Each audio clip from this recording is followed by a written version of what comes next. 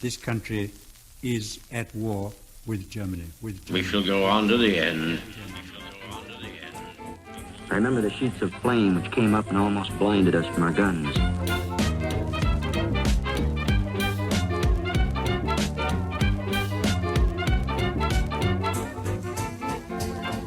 Hello and welcome to another episode of the World War II podcast. I'm Angus Wallace. In this episode, we're doing something a little different. I recently joined Scott Burry on his podcast, Beyond Barbarossa, which takes a close look at the Eastern Front of the Second World War from the Soviet perspective. Together, we explore the topic of American aid to the USSR through the Lend-Lease program.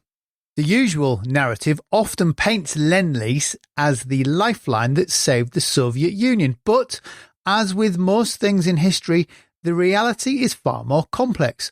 While Lend-Lease undeniably made a difference, especially in those later stages of the war, its impact, timing, and strategic value are all worth examining more closely. So in this episode, we dig into what was actually sent, when it arrived, and whether or not it really was decisive in turning the tide on the Eastern Front. Scott has already given a big picture overview of Lend-Lease in episode 32 of Beyond Barbarossa, but for those who have not listened to that episode of his podcast, we start with Scott giving us an overview of the Lend-Lease program. In the 1930s, there is a strong isolationist trend in United States politics. And in fact, the Neutrality Acts in 1935, 1936, and 1937 were intended to keep the U.S. out of foreign wars. And the laws made it illegal for any American to sell or transport arms or other war material to any nation at war, whether it was a defender or an attacker. The last Neutrality Act lapsed in 1939, and President Franklin Roosevelt, he was interested in getting involved in the looming war in Europe. He proposed a replacement to the Neutrality Act that would give him more flexibility in dealing with an aggressive Germany and Japan and Italy. Now, that bill was initially defeated until Germany invaded Poland in September 1939, and the Congress turned around and passed the Pittman Act. It led to what was called a cash and carry program, so-called. So it allowed Britain and France to buy and export or bring in U.S. arms, but they had to pay in cash. No credit, no loans of any kind.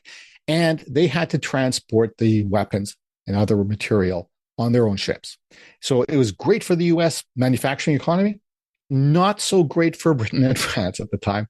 So then, of course, Germany defeated France in 1940, at which point Britain asked for more help from the Americans. Actually, there's a quote from Churchill listing all the things they wanted. It was basically a lot of ships and other things, and then talked about coming to the question of finance. Oh, but he's so British in the way he asked for stuff, a lot of great stuff for free. Didn't want to pay for it or couldn't pay for it. Well, actually, I think they could have paid for it. Well, I think they probably could have, but he was always playing the long game. Yeah, that's true. They asked for 3 million tons of merchant shipping to bring in all these supplies from the world, from not only the U.S., but also from the far-flung, world-spanning British Empire. And they also wanted Navy warships to protect them. That brings us up to 1941. 1941, of course, Germany invaded the USSR in Operation Barbarossa.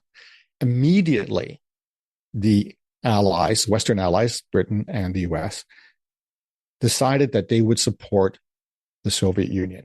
They had a common enemy. So they started delivering aid, including war material, ammunition, but very importantly, food, because part of the need was for the USSR was food.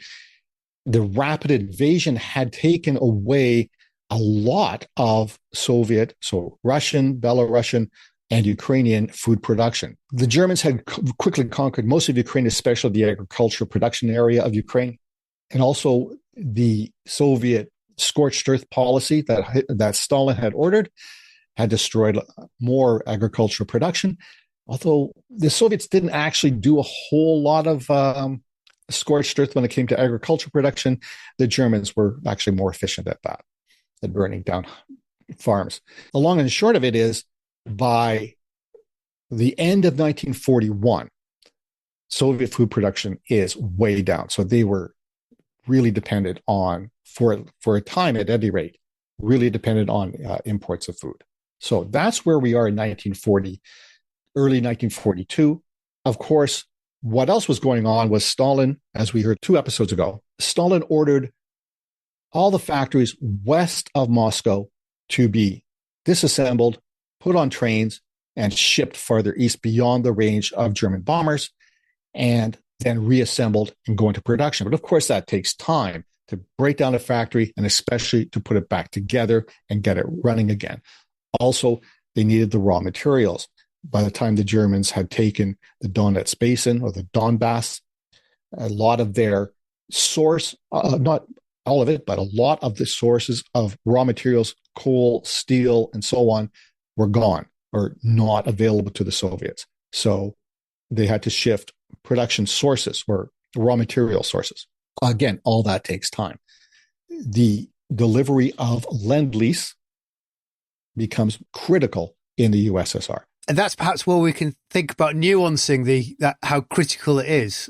Okay. And so Angus has some thoughts on the nuances and on just how critical to the USSR the Lend-Lease program was. So what are your thoughts on this, Angus? Well, I wonder if it's perhaps an interesting point to start with. If we take the look from the historical point of view, it's worth pointing out from the Russian point of view, they've always played down the importance of Lend-Lease because they're taking an ideological stance. So throughout the Cold War, the Russians say, well, we didn't need Lend-Lease. That Lend-Lease didn't really do much for the war effort, because to admit that Lend-Lease was important downplays the efforts of the Soviet people and would heighten the reputation of the US in the Cold War, which is obviously, Cold War Russia didn't want to do. So they always argued throughout the Cold War that the deliveries were insignificant, which they weren't. There was a tremendous amount of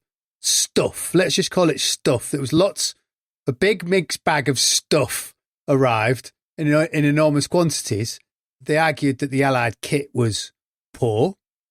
Well, perhaps they got the Air Cobra and the King Cobra from the US, which were good planes, but they're not the planes that the US were necessarily flying in great numbers, were they? No, they weren't. They were flying the P-51s and the Tomahawks. Spitfires, Hurricanes, they were, but that's not to say they were bad planes, but they had the planes. So there is a potential, and some of those British tanks were not necessarily as good as the T-34.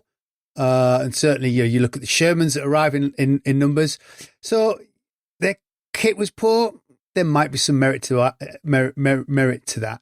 And then even down to the amount of kit that arrived for Lend-Lease has been disputed. The Russians played it down, and in the 50s, they refused to pay anymore because they said they'd paid enough. It's always worth thinking about when you think about Lend-Lease of the prism that we're viewing through, because obviously the Americans in reverse like to build it up through the Cold War to say, no. It was Lend-Lease that saved the Soviet Union. Both arguments are partially true. Okay, I'm just going to point out, this is something that I did cite in episode 32. This is a quote from Nikita Khrushchev after the war, and he said this after the death of Stalin. He recollects Stalin speaking to him. And this is the quote. Stalin stated bluntly that if the United States had not helped us, we would not have won the war. If we had to fight Nazi Germany one-on-one, we could have not have stood up against Germany's pressure and we would have lost the war. So that's Khrushchev telling people what he remembered Stalin saying. We can nuance that further. If Russia stood up to Germany one-to-one, but Russia was never standing up to Germany one-to-one, because even if it didn't get Lend-Lease, Germany was still fighting the Allies in North Africa. Those vital German air resources were being shuffled from North Africa to the Eastern Front to North Africa. They're fighting in the Atlantic. So Russia was never alone. The question comes down to how important or how useful Lend-Lease was. And so if we think about, we've got to 1940, that winter of 1941 with the Germans at the gates of Moscow. Well, the Lend-Lease is only agreed in that winter or the autumn of 41. Lend-Lease comes in March 41. It's only for the British. The Americans, so at this point, the Americans aren't even at war. It's a way for the Americans to stay out of the war and keep the British fighting, is the sort of a fast and loose way of putting it. Then Russia is drawn into the war with the German invasion. So they then decide on a Soviet first principle with the British, the Americans, FDR and the British, to send kit to Russia. So it's perhaps, you mentioned counterfactuals. One of our counterfactuals could easily be, how crucial was Lend-Lease in that winter of 41, 42, keeping Germany from Moscow? They're on the back foot, but the Germany is at the limit of its logistical support. It's now facing a winter it wasn't expecting to be fighting in, on a Russia that's fallen back on its capital city, and they're throwing everything at it.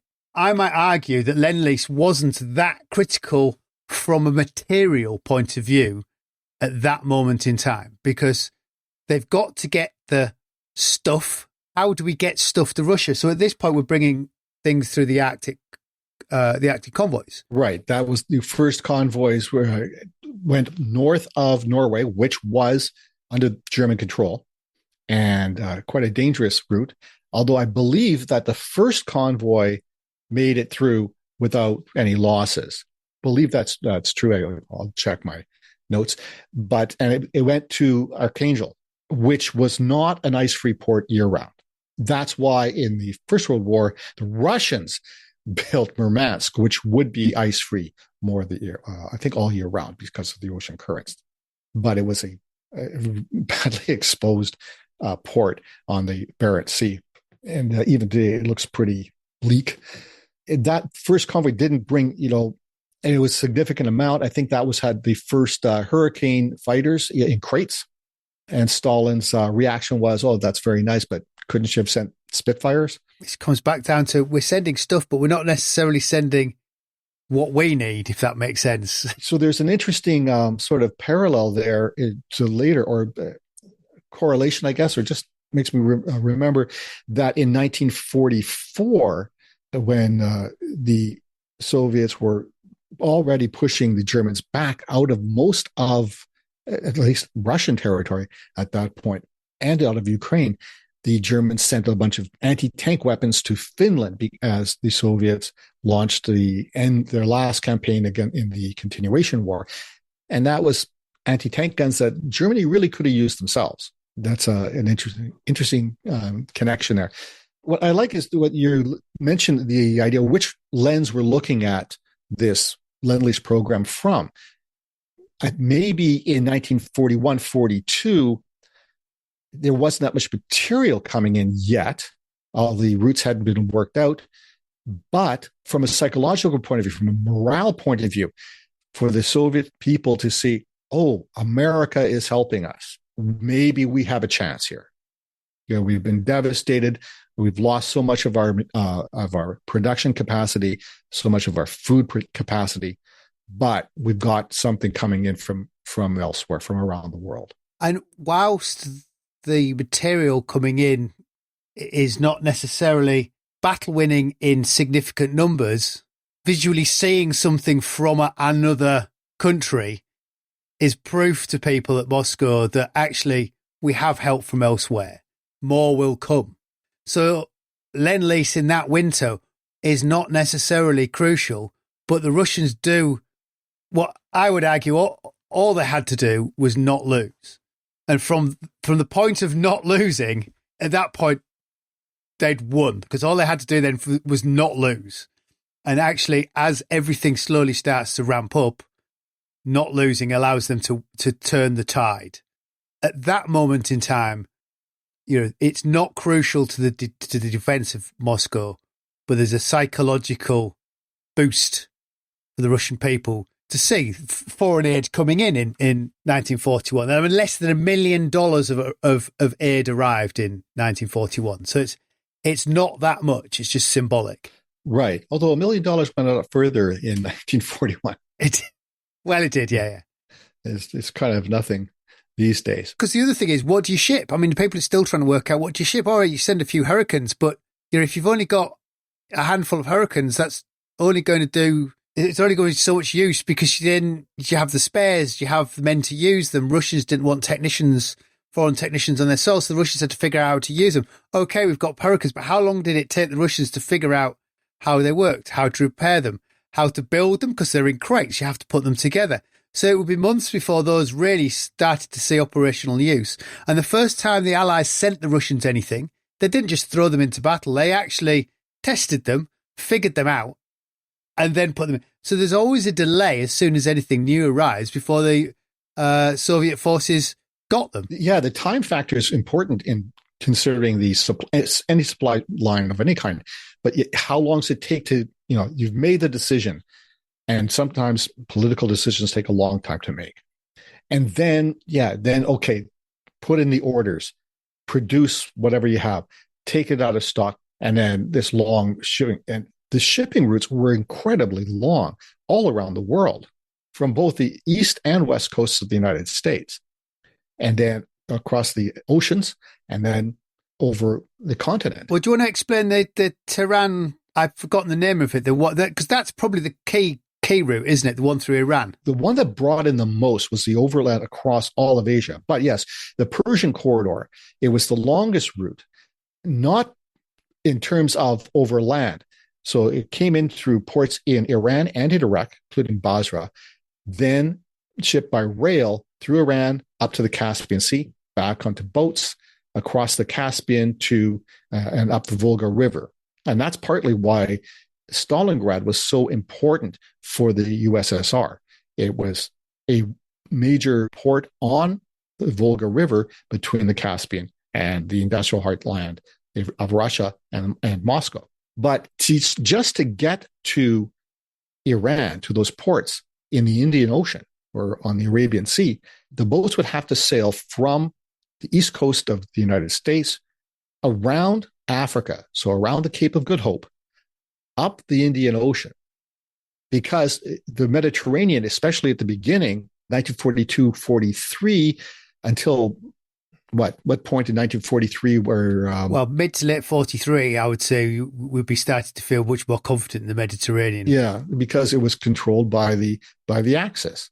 Now, after that, the ships were able to go through the Straits of Gibraltar and the Suez Canal. So it shortened the trip a fair bit.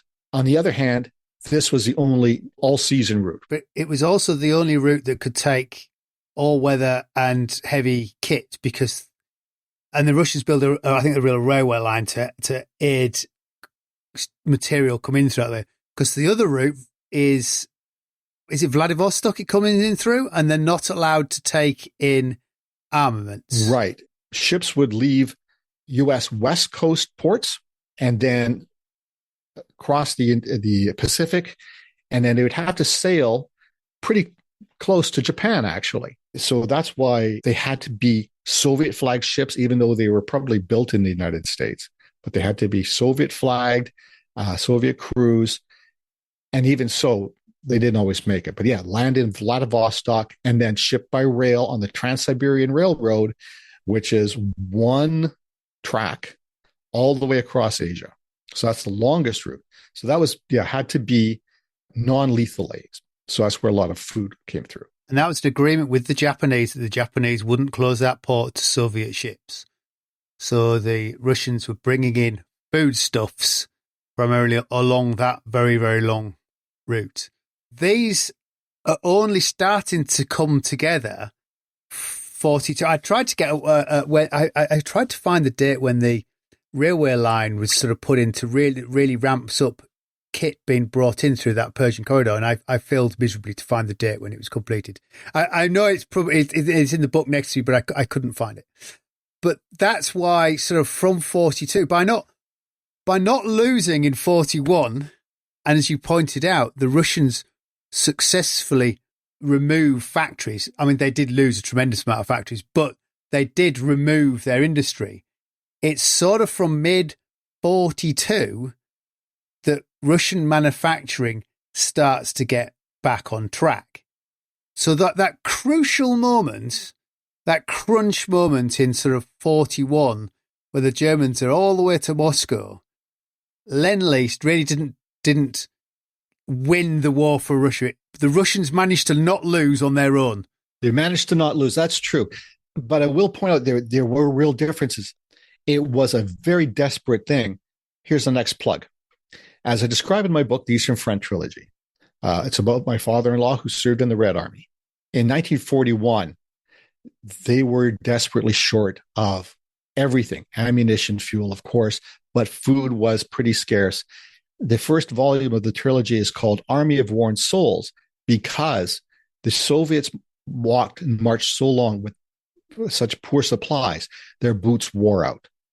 And they would have to wrap their feet in newspapers that they would stuff into the, whatever scraps of boot were left around their feet. He described, there would be a mess tent or whatever, or usually a wagon. It was watery soup with fish heads floating in it. But toward the end of the war, they had all this Western, basically U.S. supplied food. And I remember he told me all the boys really loved the American canned ham. They found it very tasty. So Spam. Everybody loves Spam. And the Americans ship millions and millions of tons of food, enough to feed 6 million Russians. And importantly, it's high calorific food because a lot of it's dehydrated, so they can ship very efficiently high amounts of calories. And that's what it's really all about is just calories. I just made a note to myself that someone once said to me, an army can fight with no food, but it can't fight with no bullets. And this is perhaps where in Russia in 1942 this is where Lend-Lease starts to work in Russia's favour. Because whilst Russia is getting its industry back working, it's very much on a war footing. So it's starting to build tanks. It's starting to build planes. But what it's not doing, it's struggling to produce food. It's struggling to produce clothing. It's struggling to produce boots. Russia hadn't worked out how to balance its economy, partly because of loss of lands where certain territories produce those food stuff. But this is a problem that Britain had in the First World War when it goes to war, refuses initially in 1914. The government doesn't intervene in industry, expecting industry to just make up for whatever is needed. And then we get the shell crisis in 1915. And then they introduced conscription in 1916 as a way of balancing the economy. Conscription allows the government to take some men for the army, but not all. So it realises that industry needs feeding, and then the government carefully manages industry to make sure that the boot and shoe industry in Northamptonshire is maintained, because the army needs millions of boots a year. But at the same time, it ensures farmers remain on the field, and it just doesn't take all the farmers. Russia doesn't have that conversation with itself on what do we need. It just goes to a war footing. It produces tanks, it produces planes, and what it does less of is produce trucks, uniforms, and food. And this is where Lend-Lease really comes into its own. Just looking at some statistics here.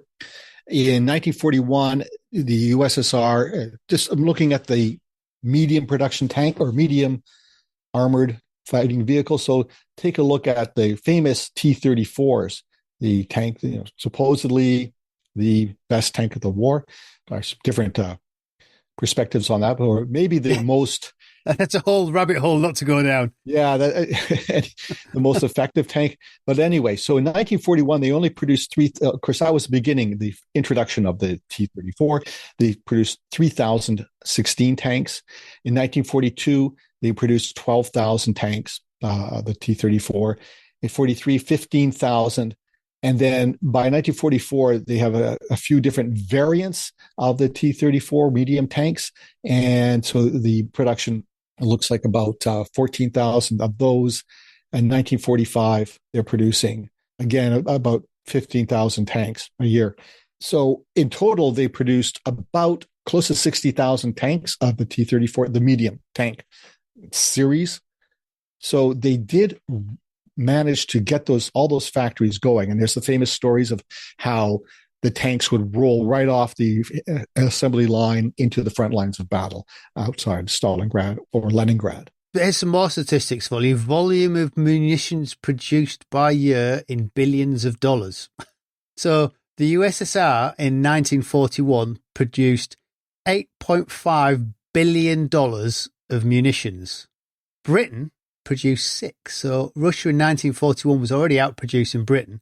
And the United States, $4.5 billion of munitions. Though you take that to 1944 and the US produces $42 billion, the USSR has doubled its 1941 to $16 billion, which shows you how much the US ramped up production. But that is some demonstration on how Russia still had an industry producing munitions in 1941. Though it would be a mixed bag, as those factories had to have moved, and then they have to get the logistics back in to move the stuff that they've produced to where it needs to be. And Russia's big.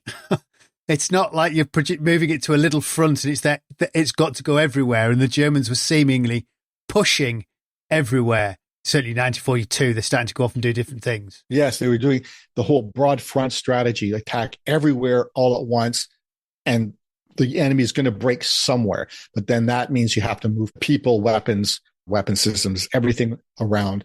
And they required rail for that. They moved so you had some interesting statistics on rail production and locomotives. According to the US State Department, a report they produced, I think, in 1945. So America shipped 6,000 tanks under Lend-Lease to the USSR, but they shipped nearly 2,000 locomotives to the USSR, which says a lot for what they're moving. You know, okay, what does Russia need? Well, we know they're producing T-34s. Let's ship them trains to move those T-34s to where they're needed. And this will come on to, what we'll ultimately be looking at is looking at trucks. Let's ship them trucks. I think it's important to note that this isn't we'll just ship you stuff. Russia tells America and Britain and Canada what it wants, and they try and fulfill those orders. It's an ordering system, and they do explicitly say, actually, we don't want those. We don't like them. They don't fit with whatever we're doing. We don't want them. So this is a sort of it's like Lend-Lease Amazon. Can we have that, and that? And they will attempt to fulfill it. Imagine if they had something like Amazon in those days. Yeah. But the locomotives, rather, it was critical because the Red Army moved on rail, and the rail network was critical, which actually kind of limits things because you've got to go where the tracks are. So that was important. And little examples in 1943, I think it was, they built an extra rail line to supply Leningrad. Once you start pushing the enemy, the invader, out of your country, beyond the reach of your rail system, and this is another little quirk, is that the Russian rail system, or the Soviet rail system inherited from Imperial Russian, was a different scale, a gauge rather, than the Europeans had. It was wider. That's when trucks became so much more important, especially at the end. And what was the volume of trucks that was supplied by the States? 363,080 trucks, 43,728 jeeps, and 32,200 motorcycles. What's interesting about the trucks is they ship, over 350,000 trucks, but they only ship 2,000 spare truck engines. Oh, that is interesting. There's not many. So either those trucks are very reliable or they just chuck them away. I remember speaking a couple of years ago with David Stahl, and there's another episode for you to look back on, talked about, the engines were really important. Guderian was pushing for producing 2 engines per tank because tanks running on the steppe there was so much dust. The dust would get into the engines and totally destroy the engines. he found an interesting statistic on the amount of engine lubrication oil that the Panzers needed, and wondered why it was. I found out this because there was so much dust clogging the tank engines. The only thing that they could do was flush them out with more motor oil. And that's throughout the war. So they're not, obviously not all there in 1940, whatever it is, you know. There are pictures, and I'll try to find one and put it on the webpage, of ranks of Studebaker trucks waiting somewhere in Russia for deployment to the front. It was really amazing. But I think I would like to go back a bit to this, what you mentioned, that Russia just doesn't have to lose the war. And that's, I think, critical in 1941-42. The Germans are able to advance so far. Russia, as you said, is so big that they're pulling back thousands of kilometers to within sight of Moscow into Stalingrad. And when you look at a map, and especially telling, if you look at this on a globe, how far that is into the Caucasus Mountains. So they've got all the way around the Black Sea. These are incredible distances. It's been mentioned many times, many books and podcasts and films, just how great that distance is. And maybe that's why ultimately Germany could not win in the USSR, especially when you think about the winter of 1941, or the end of 1941, when the Germans got so close to Moscow. And it was just the sheer stubbornness of the Russian people fighting against that invasion that held them off. It was really something that they could not make that final step. And I guess in retrospect, though, if you think, you know, the Germans have stretched themselves logistically to get all the way there. From a logistic point of view, roads have disappeared. Roads might not have even been there to start with. You know, famous, you get the Rasputin, and everything turns to mud. Russians rip up railways as they're withdrawing. When the Russians have to advance over all that, they have kind of the same problem of getting an increasingly long logistic tail. You know, the Germans are famously not that mechanized. They have a tremendous amount of horses pulling them. Actually, by the end of the war, the Russians have an enormous amount of motor vehicles that they can do these logistics. You know, they build 30 to 40,000 kilometers of rail track in 1943-44, which is staggering. But that's to move, you know, stuff from their manufacturing and from the Lend-Lease ports and their supply hubs forward, and then they can get these Lend-Lease trucks to take supplies from the railheads to where they're needed to feed what will be enormous Soviet armies. You know, the Soviet army is fantastically big, and you couldn't have an army of that size unless you have a logistic backbone to be able to feed it. And if you're only producing tanks, you don't have that logistic backbone to be able to not just feed it in food, but feed it in ammunition. Because, you know, 1 million men can fire a lot of bullets very fast.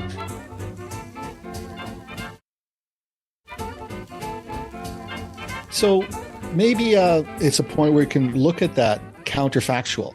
What is your opinion? Because it's impossible to prove a counterfactual. But what is your opinion? What would have happened if the USSR had not had this Lend-Lease program, this amount of millions of tons, billions of dollars worth of equipment and food and everything else coming in to help them fight the Germans? I suspect the Russians would have carried on not losing. You know, they would have stood at Stalingrad. They would have not lost at Stalingrad. The distance and the attrition that the Russians pushed upon the Germans was so tremendous. Added to that, the Germans are also fighting the British and then the Allies elsewhere. So they're continually having to look in all directions to the Germans. So without that influx of logistic support, the question is possibly, would the Russians be able to mount those large offensives, those huge offensives, that they eventually push the Germans back in kind of huge. Russian offensives are enormous and then they stop. And then they're enormous and then they stop. You know, they possibly couldn't do the build up for those. They couldn't sustain them for as long. Undoubtedly, the war would have been won by the Allied coalition. I guess the question would be, would Russia have got to Berlin? Right. That is a really good question, because Beyond Barbarossa hasn't got to that point yet, but the Allies had agreed that it would be the Red Army that would take Berlin first. But when do they? Is that Yalta or Tehran? But they're Russian are already by that point have already made great strides. If they're not making those great strides, they can't come to those decisions at those conferences. Exactly. And those great strides, as you just said, were dependent on the amount of material that they're getting. They make that huge, one operation takes them from the Donetsk basin to the Dnieper River, which is a huge distance.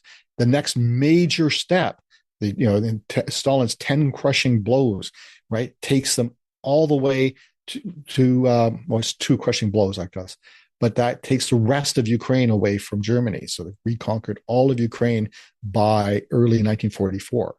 How much of that was enabled? A lot, yeah. They're using T-34s. They're using the heavy KV tanks, the Joseph Stalin tanks.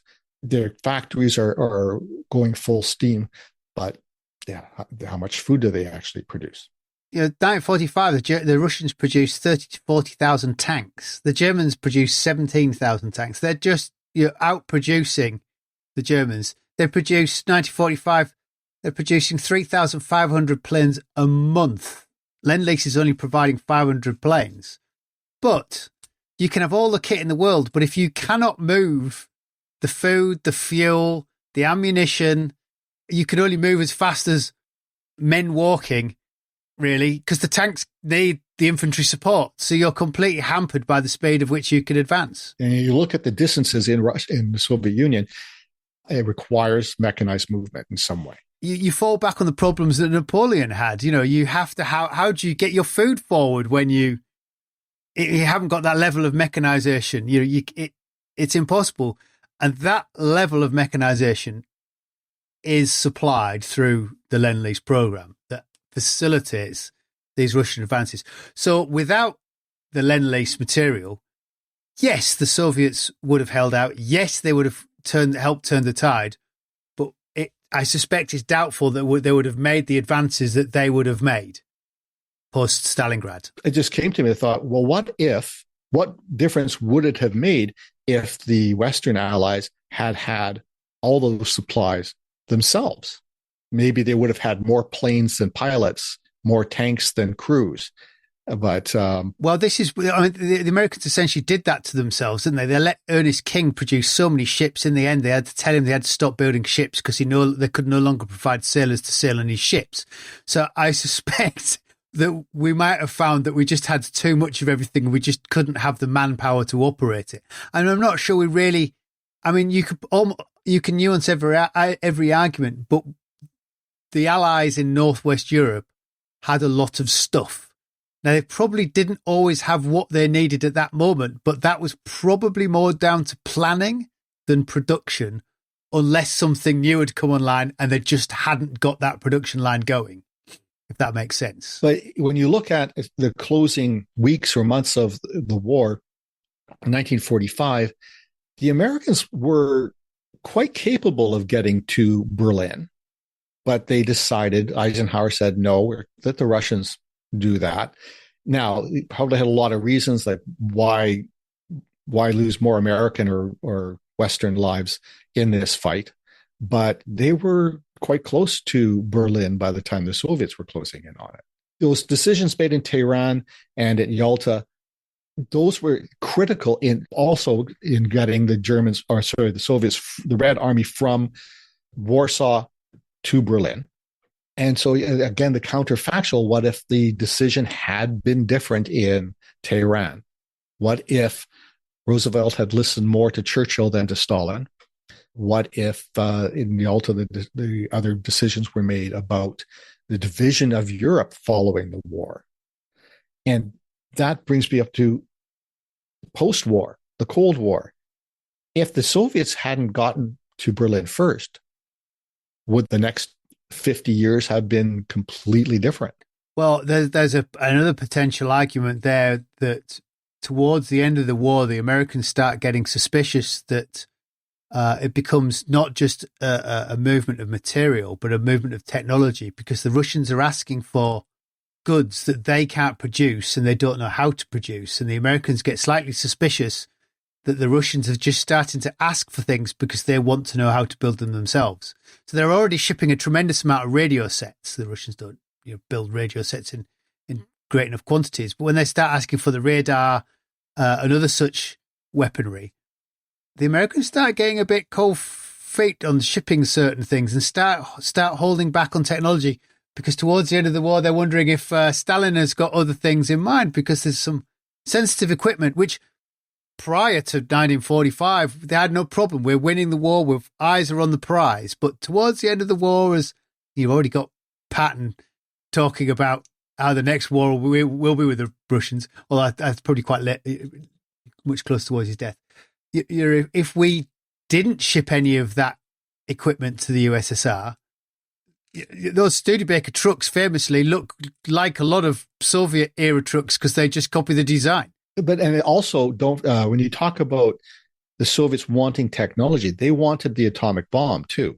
And so by the spring and summer of 1945, they're already spying, trying to get the Manhattan Project secrets.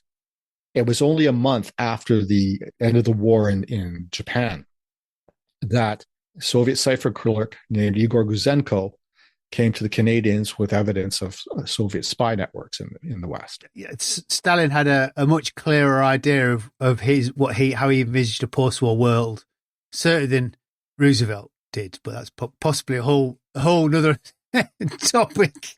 He knew where he was heading. He knew what his victory looked like. Yes. Actually, another point for you. If the Russians hadn't managed to push so far west towards the end of the war, what that would have meant would be the Allies having to storm Berlin and the vast amount of potential lives lost. Although one might argue that at that point the Germans might not have fought so hard because the Allies weren't Russians. They had to be less fearful. So perhaps the Allied victory from the German perspective, they might have capitulated and you saw much more of a First World War style surrender where the fighting stopped rather than be bludgeoned right to the end just because the Germans didn't want to be caught by the Russians. Right. Well, the famous examples of Germans withdrawing eastward, running away from the Soviets in favor of surrendering to the Americans. The whole breakout from the Halba pocket, the whole idea was, let's get away from the Soviets. Let's get over to the West, cross, the Elbe River, and into the hands of the Americans. And then that whole mess became very politically driven rather than militarily. Yeah, what if it was an American flag on the Reichstag? Or would they even have had to storm the Reichstag? Probably would have. It was SS troops in there. That's the if factor. How much would have anybody held out? But certainly, the question would be how far. Would they have even got to Poland for the Warsaw uprising? Is Lend-Lease trucks that project the Russian military that far west in those huge numbers and could provide logistical support for those tremendous armies, feeding them with everything that they need? So without those trucks, this is where Lend-Lease is key. It's not key to Russia's survival in 1941. It's not necessarily war winning in 1942, but it transports the Russian army in 1944-45 in those enormous offences. And that's where it is decisive, those Russian campaigns. That's where Lend-Lease really comes into its own. But it's not in tanks, it's not necessarily in airplanes. You can't sniff. There are significant numbers, but they're not significant compared at that point to what the Russians are producing in vast numbers, because their economy is solely focused on tanks and planes and war goods. And yes, they do food and other things, but not in enough quantity. Lend-Lease is filling in those gaps. Okay, so I think we've reached our conclusion. It was critical in the movement, if not in the weapons. But it's good, and it's a really interesting nuance. It's a very interesting nuance to think about Lend-Lease in that, and it's also worth, as I say, people think about the perspective of how they viewed Lend-Lease, because it hadn't until we started talking about it. Whose perspective on Lend-Lease have we been viewing it by? Especially when you get to the numbers, whilst I'm reading quoting the numbers from 1945. The Russians undoubtedly would dispute those numbers because the numbers the Americans sent weren't always the numbers that got there. Right. Yes, there's that question too.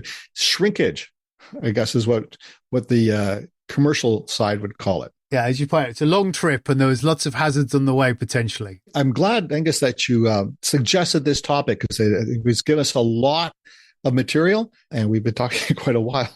So thanks for the opportunity to appear on the World War II podcast.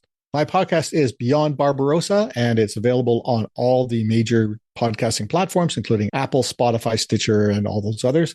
And if you want to reach my website, it's beyondbarbarossa.ca. Listener, I hope you enjoyed my chat with Scott, something a little different there. That is it for this episode. Next time out, I will be discussing Britain's relationship with the USA during the war.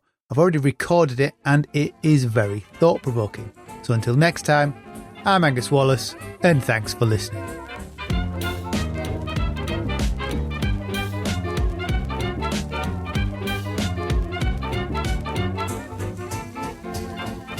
Jerry 88mm gun hit our tank, blew us the hell out of it.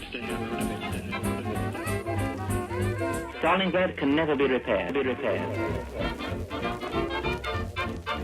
As Allied Commander-in-Chief, I have granted a military armistice.